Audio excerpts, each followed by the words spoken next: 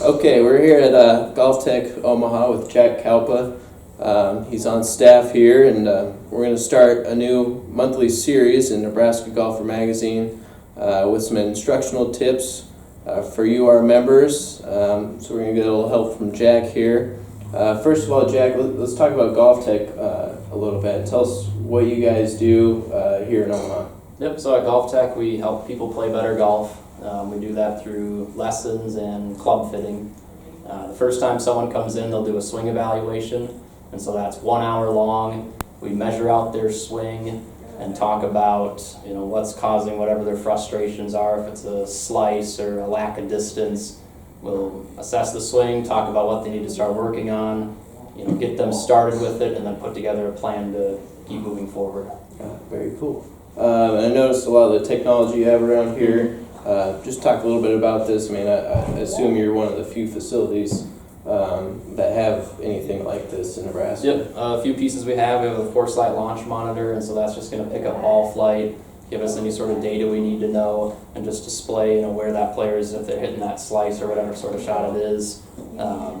The video playback, people have seen their swing on their phone sometimes and everything there, but we'll have a camera down the line and a camera face on, and be able to very quickly, efficiently play back.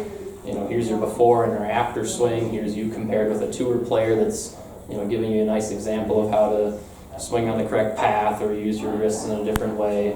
And then maybe the most unique system would be the motion measurement. And so right behind you there, you'd put on a belt and a shoulder strap, and there would be two sensors, hips and shoulders, measuring out, say, how much you're rotating in your swing, how much you're bending forwards or backwards, and tilting and swaying are some of the other most common measurements we take. Okay, cool. Well, let's get to our monthly golf lesson with GolfTEC.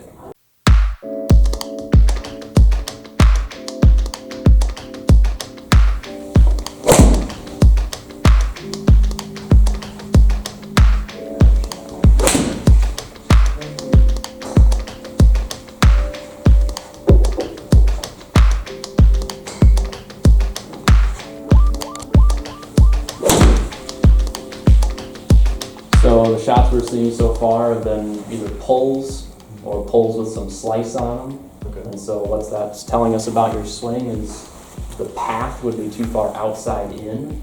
Or say if I use this as an example, by the time you're hitting the ball, you're swinging leftward. So the path is cutting across the ball. It's either pulling it or spinning it right. And so what we could work on is imagining either you're going to swing on a path like that noodle right there, or take your setup spot. You'd be swinging underneath this here. So the swing would go more around your body, more turning. Rather, your current swing is more just arms and lifting, and then hitting down and left. Okay. And so we'll just even have you start with this one right here. And then say you're gonna take a backswing towards me. Go ahead and let your pockets there. So now you've rotated and turned, rather than your first swing when you didn't turn, just goes up and then hits down and left. Okay. So your current swing would be zero turn and be down and to the left. Now your new swing, you'd do more turning and hit the ball from inside out.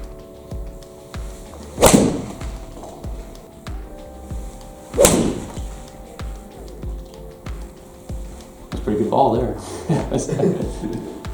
right. That's a little better. So is this, coming over the top?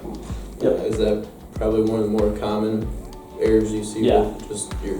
That's gonna say your most. Everyone's very different, but the most common golfer has a path that's too outside in, and it's a lot of either pulls or more often they leave the face open enough that that ball's gonna fade or slice. Mm-hmm. And so what we worked on with you, getting a little more turn involved right away, and just having a visual of swinging on a path from inside out is a very common starting point for someone that slices. And so in particular, we're gonna go to the top of your swing.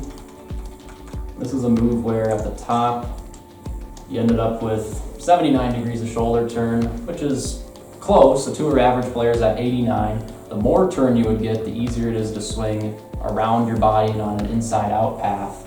Your shots, you said, were pulling or slicing a lot. So as we watch you swing down, path that club is traveling on, you can see is, say, on the higher side of those red lines, That's going to be an outside in or over the top swing. The path is left, and so you'll pull or slice that ball. You watch a tour player here take a swing. He's going to hit a draw shot, again turning to 89 degrees in the backswing on average. And then as he works that downswing, you're going to see the path of his hands and the club much more around and hitting that ball from the inside out, hitting a draw. Here's the comparison of your two swings then.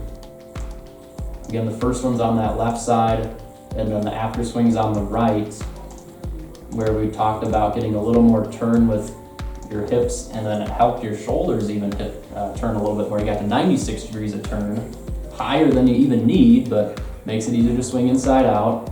And we used a noodle or whatever object you have works out to give you the visual of hitting from the inside out. And as you swung down here, you can see that club head actually start to find its way between our path lines, and you hit that ball on a pretty straight line with a hair of drop to it. And so a lot of players that have that poor path, they're going to start the club back with more of their arms, really start bending their right arm.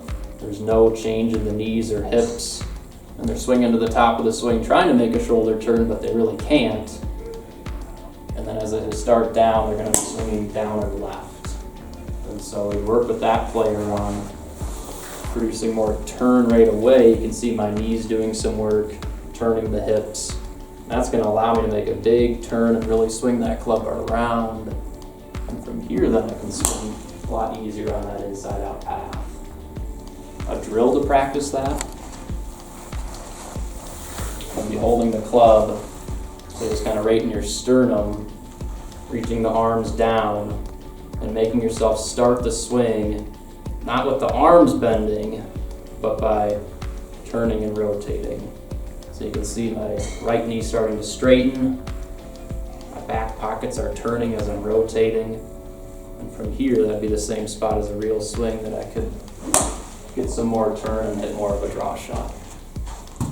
So that's something, especially right now, or before the season starts, that somebody could practice indoors without even hitting a ball. And Yes. if they did that every day, is that something they could really improve on before they even go out and hit balls? Yeah, it'd be a great start. It'd be a good start to someone, getting their body a little more involved, getting some more turn, and starting to swing on more of an inside-out path. So if you find yourself as a player that hits a lot of pulls and slices, very good chance that your path is too far inside out. Producing more turn and more of an inside path in the backswing can help you swing on that draw path on the way through.